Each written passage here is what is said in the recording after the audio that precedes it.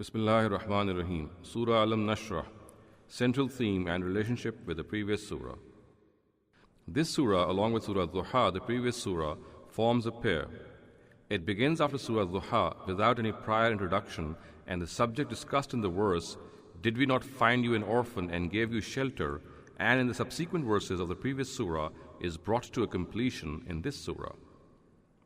The only difference, it seems, is that in Surah Duha, the bounties and blessings of the Almighty, cited in order to comfort and assure the Prophet Muhammad ﷺ, belong to the period prior to his prophethood and to that extending a little after it. Whereas in this surah, the favors which were showered by the gracious Lord on him when the message of Islam had spread in other parts of the Arabian Peninsula are pointed out. In the previous surah, the Prophet Muhammad ﷺ is given the glad tidings of a bright future as far as the extent of the propagation of the Islamic thought was concerned. This would overshadow the bleak present. The difficulties and hardships which he is facing are, according to the law of providence, only meant to train and discipline him. He would soon be relieved of them in this surah by making a reference to some such predictions which by then had shown clear signs to materialize, and an emphatic assurance is sounded to the Prophet Muhammad ﷺ. He is comforted that all his troubles and grievances will continue to give way to the happiness of success if he faces them with courage and determination. Analysis of the surah's discourse. There is no ambiguity in the discourse of the surah. Initially, a reference is made to the gift of Sharh Sadr, or inner satisfaction, which the Almighty had blessed the Prophet with in order to alleviate his mental worries. If the Prophet is then consoled and solaced that just as in earlier times, every hardship was succeeded by ease and comfort, likewise, in the subsequent stages of this mission, the same pattern would continue. After this, an indication is made to the final phase of the completion of this mission with a mention of the method to benefit from its successes and triumphs. Text of the surah. بسم الله الرحمن الرحيم ألم نشرح لك صدرك ووضعنا عنك وزرك الذي أنقض ظهرك ورفعنا لك ذكرك فإن مع العسر يسرا إن مع العسر يسرا فإذا فرغت فانصب وإلى ربك فارغب. Translation of the surah. In the name of God, the most gracious, the ever merciful. Have we not opened your heart and relieved you of the burden which weighed down heavily on your back and raised your voice? So, with every difficulty there is relief. Indeed, with every difficulty there is relief. Therefore, when your task is over, prepare yourself and with fervor seek your Lord. Explanation of the surah. Alam nashrah laka sadrak wa wada'na anka wizrak. Have we not opened your heart and relieved you of the burden? In the explanation of the previous surah, a detailed account of the mental worries and anxieties which the Prophet Muhammad ﷺ had been facing in the earlier period is given. In the period just before prophethood, these worries were a result of his wanderings in quest for the truth, while in the early period of prophethood, they were caused by a scarcity of followers and supporters of the religion he had begun to preach. Also, a bright future, better than the past and present, with regard to the acceptance of his message was predicted with the assurance that the difficulties he was encountering were only transient in nature and the Almighty would soon relieve him of their burden. Later on, when divine revelations had appeased his apprehensions and the truth was exposed, to educate and further encourage him, the Almighty revealed his unchanging law of trial, which every invited towards virtue faces if he is to succeed in his mission. The law is in fact the real subject of the surah and is stated near its end in verses 5 and 6, and that is, with every difficulty there is relief. To open someone's heart means to create in him a correct comprehension of the truth, which is the outcome of true belief. This is also a means to develop in a person trust and faith in God, which is the fountainhead of resolve and determination. With such a strong faith, no impediment, however great it may be, can waver his stand, and without it, not even an impediment is needed to defeat his will. The sentence, وَوَضَعْنَا عَنْكَ وِزْرَكَ, or, and have we not relieved you of your burden, is coordinated in meaning with the first, and hence is translated keeping in view the interrogative particle alam, or is it not that? Of the first verse governs the second verse also. In Surah Naba also this style is adopted. الَّذِي أَنْقَضَ ظَهْرَكَ, which weighed down heavily on your back. This verse qualifies the words wizr or burden stated in the previous verse. By wizr is implied the severe perplexity the Prophet Muhammad ﷺ was in when prior to his prophethood he was seeking the truth but to no avail. Later, when the Almighty revealed it to him, his troubles merely changed shape as all his people turned against him. There is no overstatement in the fact that the Prophet's troubles were breaking his back. The way the Almighty had provided him with guidance quite naturally induced him to think that if one soul was able to appreciate and understand it, why was it that others were finding a difficulty in accepting it? Moreover, he saw that the more effort he made in calling them towards it, the more they evaded his calls. As a result, he was driven into thinking that probably his efforts were lacking both in approach and intensity, since the desired results were not being produced. This led him to double his efforts, but when even then the situation did not change, his worries increased twofold.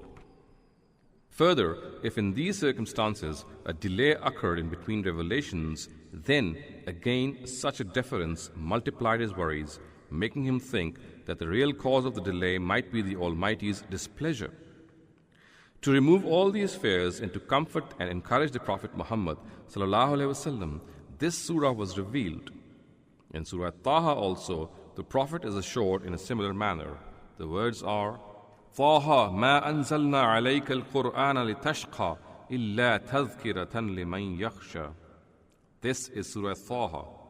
We have not revealed the Qur'an upon you to distress you. It is only an admonition for the God-fearing. وَرَفَعْنَا لَكَ ذِكْرَكَ, and raise your voice. This verse simply comforts the Prophet Muhammad ﷺ by asserting that his once feeble voice has now become a reverberating roar. The word laka, or for you only, as in the first verse, expresses the exclusive nature of help provided by the Almighty to the Prophet Muhammad ﷺ. This verse also helps us in asserting the time of revelation of the surah as when the message of Islam had penetrated in the surrounding areas of Arabia.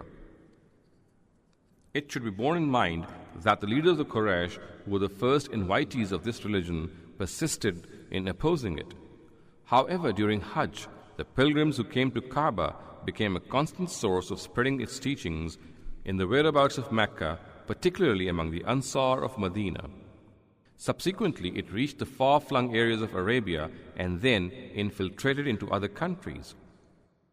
Such was the extent of its tide that it was not difficult for someone to imagine that this voice was not to be silenced, and soon a hitherto feeble call would become a deafening uproar, and that before long every nook and corner of Arabia would resound with the cries of Allahu Akbar.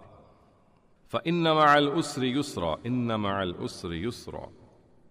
So with every difficulty there is relief. Indeed, with every difficulty there is relief.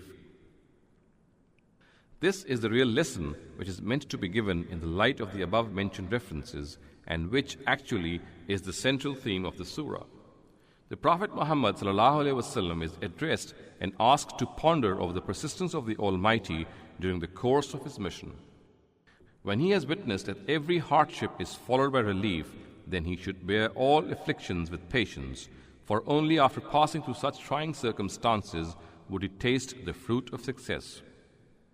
In the previous surah, the consistency and application of this law of trial is proven by citing examples both from natural surroundings and from some experiences from the Prophet's life, while in this surah, only some experiences of the Prophet's life are included to demonstrate the law and make the matter more effective. An important aspect that should be kept in mind is that the verses are not repeated merely to emphasize the point, as most commentators contend. The repetition only stresses that difficulty and ease to coexist and follow each other is an eternally periodic sequence. After surmounting one peak, no one should rest assured that his remaining life would be spent on smooth terrain. In fact, a series of such peaks might have to be overcome if he has to succeed in life.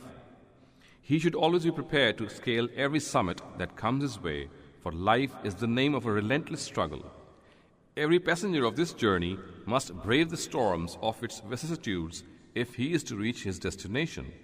The Almighty has decreed the same law for those who tread the path of truth. Those who intend to trudge through it will have to make their own way and struggle through every inch they trek.